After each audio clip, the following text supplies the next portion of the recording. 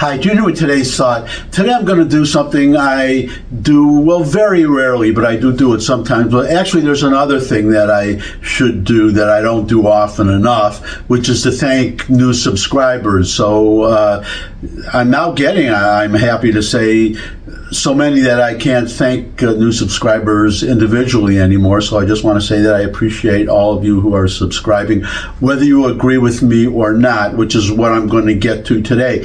Now, I have this video to say whatever I want. This is really the purpose of the video, to express my thoughts, and I don't try to change anybody's mind. I mean, if I express a thought and it does change somebody's mind, that is fine. I mean, if I get somebody to agree with me, why would I not be happy about that? But that is not the purpose of this. So that's why the comments that you always have below the video, the comments section, I usually stay out of it. I let people, I'll agree with one person now and disagree with another, but I generally stay out of it for the specific reason that I have this vlog to say whatever I want to say. So I try to leave that for everybody else, for all of you to comment. And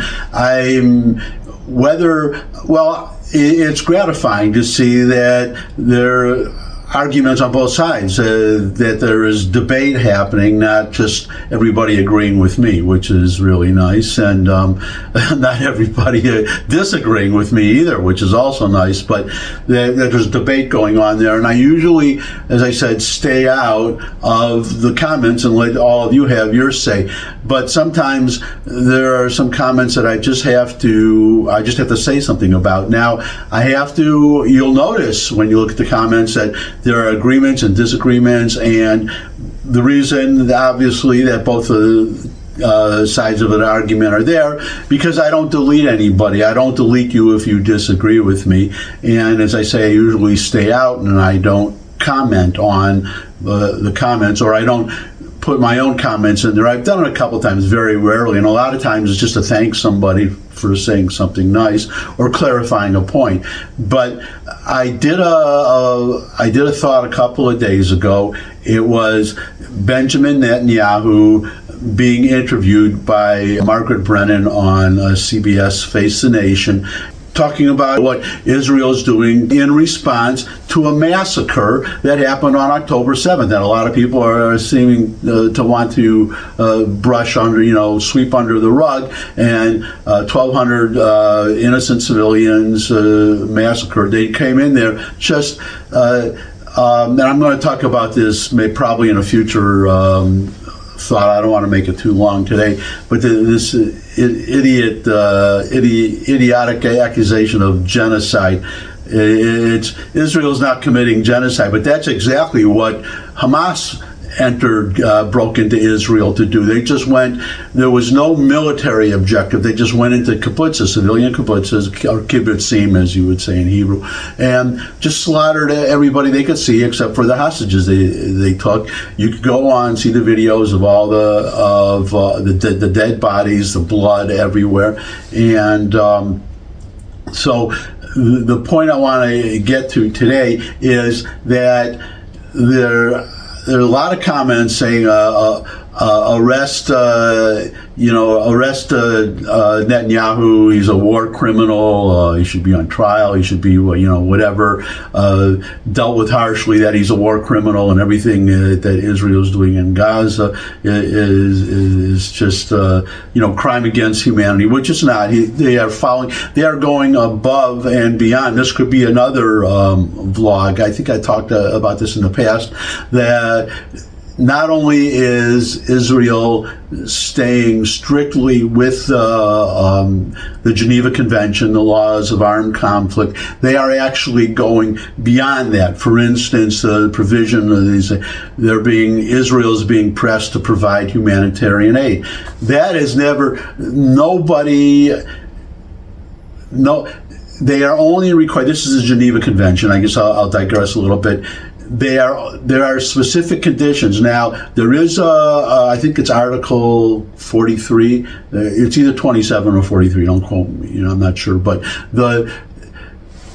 Israel is required to allow humanitarian aid to go through. Israel is not required to provide it, but there are strict conditions on allowing the aid to go in, and that is, number one, that none of the aid can go to the enemy. Now, you can see videos of Hamas hijacking trucks carrying aid, and you can read stories, if you want to do a little Googling, of Gazans having to buy, Hamas stealing the aid for themselves, and then what they also selling some of the aid to the poor Gazans who are supposed to get it for free. Now,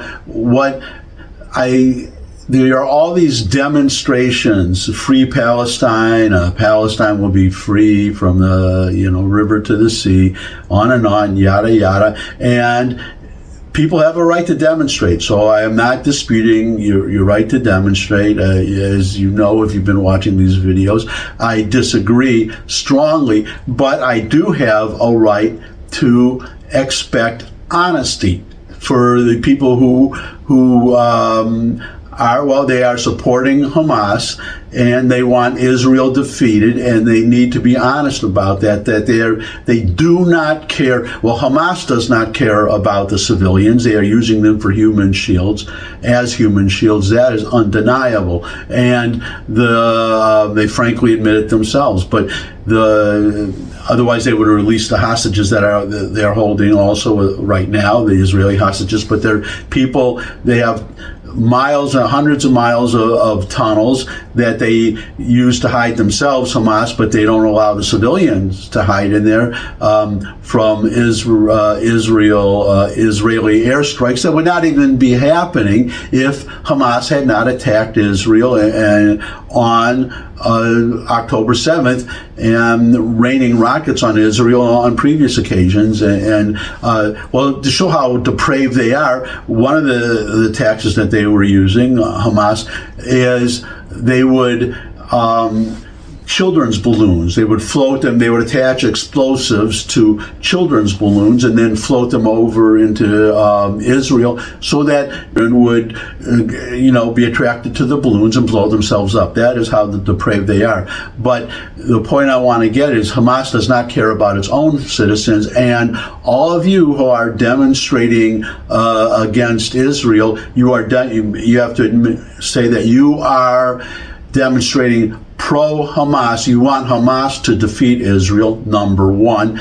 And number two, that you do not care any more than Hamas does what happens to the civilians of Gaza. You don't care how many civilians die if Israel is defeated, which is never going to happen, by the way, but which I'll get to in a moment. But that is obvious, and the reason is obvious because these demonstrations, I've seen videos of a number of demonstrations, and all the same thing: Gaza must be free or will be free, which from the river to the sea. But you don't see any demonstrations for Hamas to surrender unconditionally, which would immediately end all the threats to the civilians in Gaza. Not only would the Gazan civilians not have to die, it would also save the lives of all the members of Hamas, except for leaders such as Yahya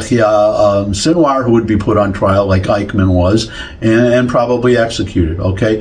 But even that, he might be allowed to go into exile. But that's what would happen to the other members of Hamas. They would be allowed to go to probably where Arafat went when he was exiled, when the Israelis threw him out of Lebanon, to Tunisia, or Gitter. So the point is, if you care about the civilians, you want in Gaza, then you want Hamas to surrender unconditionally, because that is the only way that this all ends.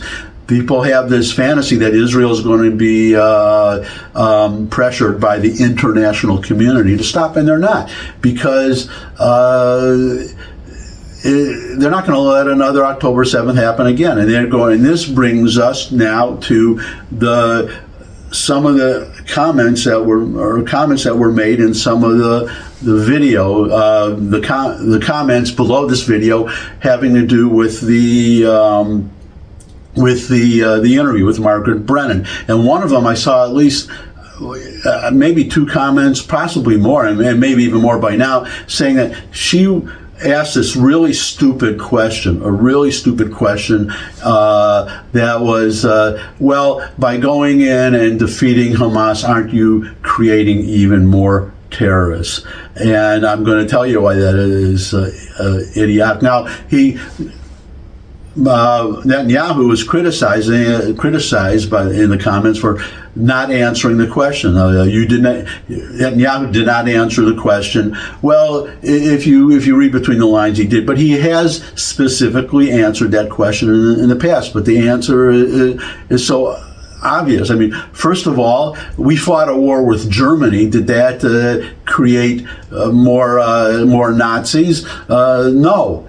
No, but there are still Nazis in Germany today. There's a Nazi party here in the United States, but neither here or in Germany, the Nazi party does not govern Germany or the United States. Yeah, they can march and they can carry signs, and big deal. And once in a while, you are going to get an anti-Semitic attack in Germany or here in the United States, but Nazis are no longer a threat, okay? The Imperial Japanese are no longer a threat. There are no kamikaze pilots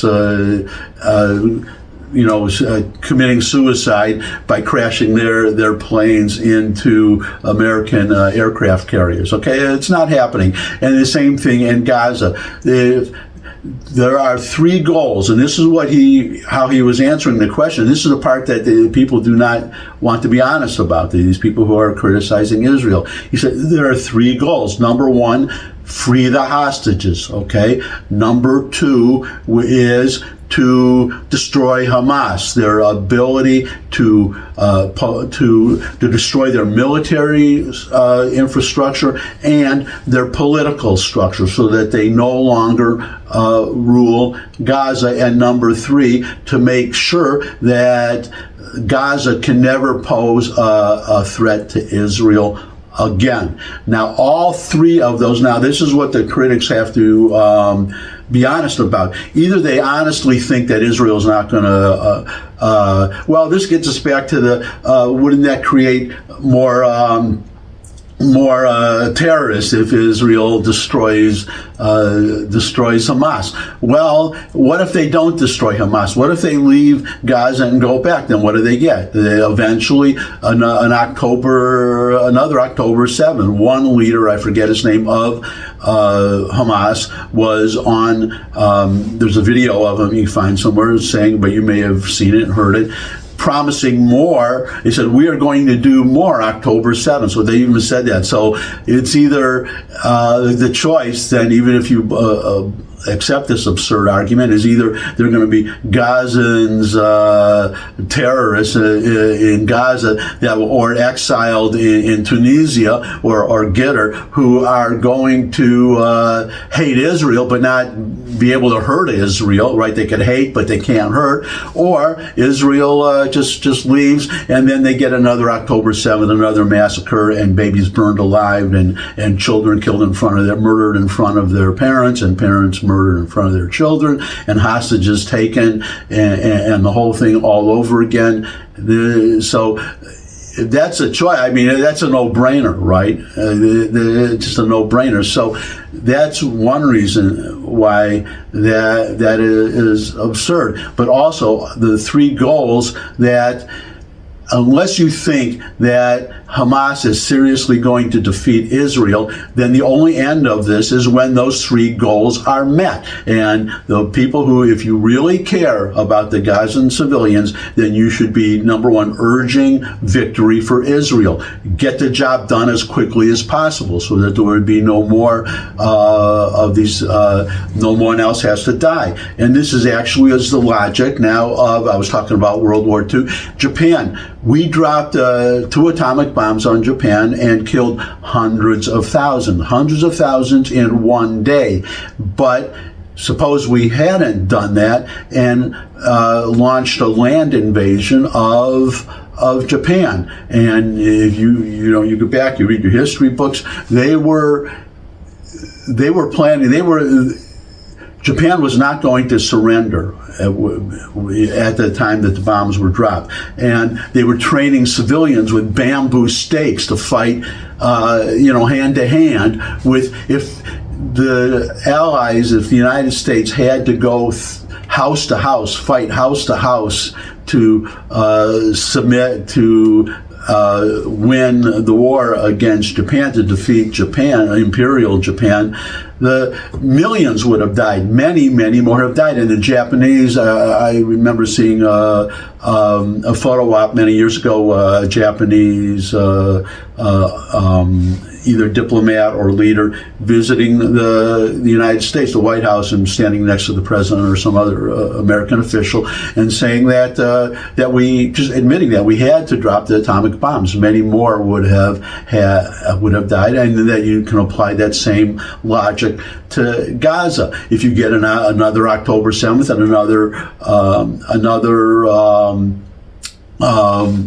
another response by the Israelis, and you go back into the so-called cycle of violence that the liberals always talk about, and Israel haters, we have to end the cycle of violence, but they always want to end the cycle of violence with Israel, and never, you have to go in and you have to defeat the enemy, and it's better to kill a lot of people at once than many more over a longer period of time, which would have been the case in Japan.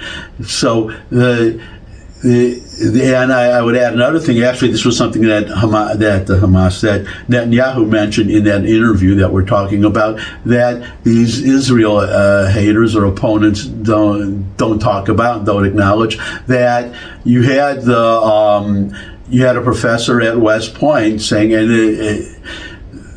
Israel has done more to protect civilians than anybody else, including us, and that's undeniable. When we went into Mosul, it took us 9 months to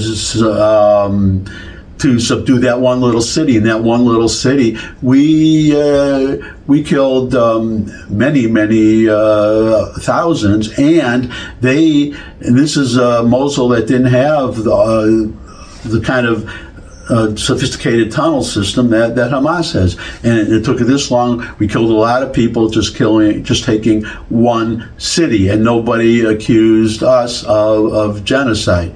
The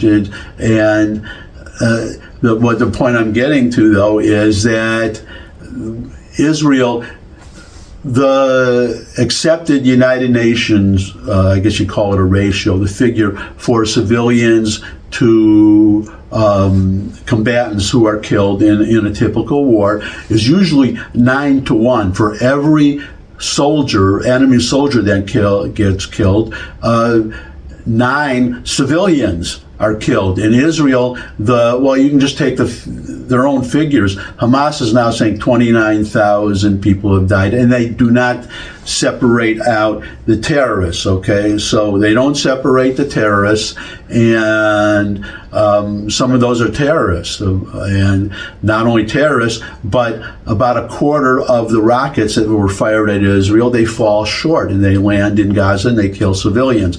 Now, on the Israeli side, they have killed 12, they're up to 13,000, 13,000 terrorists have been killed. So you have 29,000 total, that's Gaza's figure, and then you have the Israel's, the Gazan figure cannot be verified. The Israeli figure can be verified because they're a democracy, and anybody can, look at their data, their handiwork or their homework. So that you divide 12,000 into, we'll say 30,000, and the ratio is about 1-2, much lower.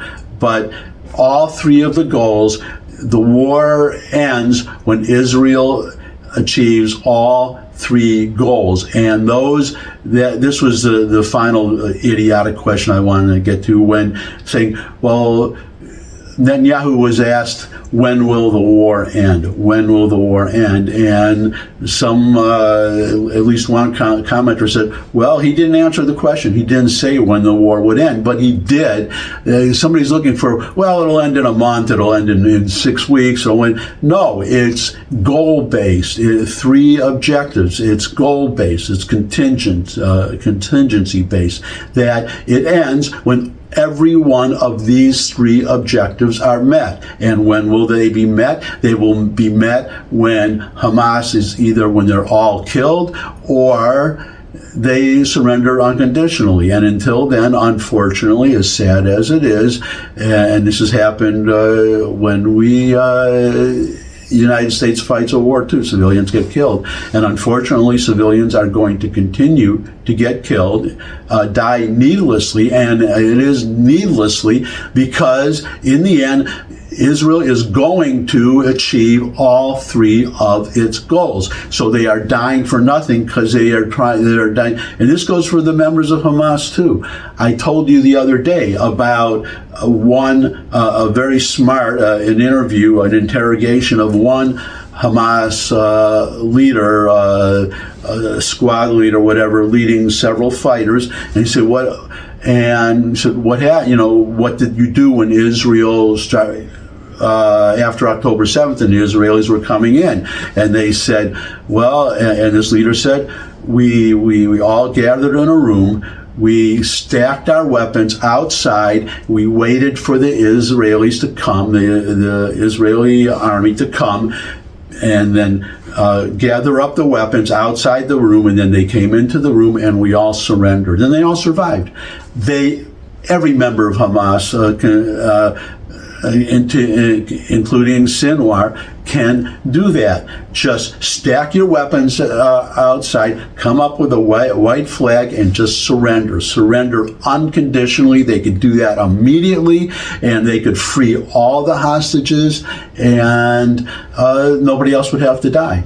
And if you are not demonstrating for that, and if you are only demonstrating against Israel and calling for a ceasefire, which is not going to happen, well, you can get a temporary ceasefire if hostages are released, but otherwise there's not going to be an end to the war. So if you're demonstrating for that and you want an end to the war, actually there will be an end to the war when Israel either wins or either destroys Hamas or kills every member of Hamas, or Hamas surrenders. So pick one. One of them,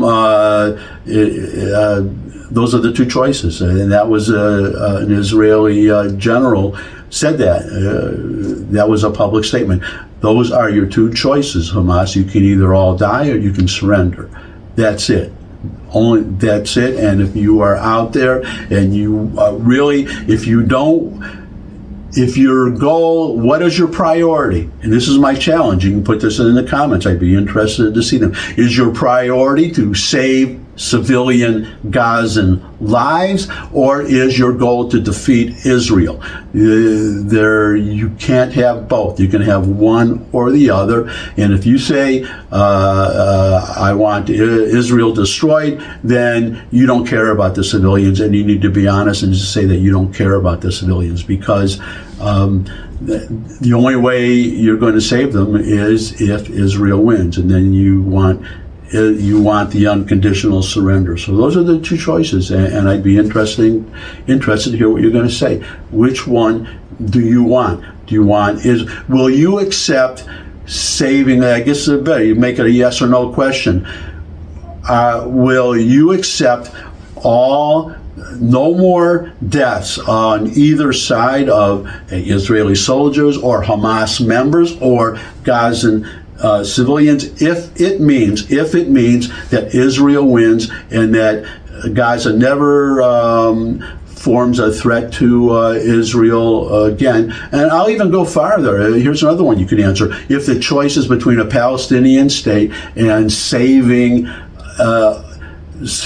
every civilian in Gaza and in the Palestinian Authority, which is your choice? Would you rather see more people die, or just not have a Palestinian state? And that's a good question too. So I've gone quite a bit today, but it's really as I said, just be honest. Just admit that you don't care about the civilians of Gaza, that your priority is the defeat of Israel, and then you can further be honest that that's not going to happen. Israel's not going to be, they're not going to pack up and jump into the Mediterranean Sea and drown themselves, all right? And there is no military, at least in the Middle East, that is going to defeat Israel. Certainly, Hamas isn't strong enough to do that. So you have to remember, when Israel was in 1948, 5 Arab armies could not defeat Israel. So Hamas is not going to do it. And after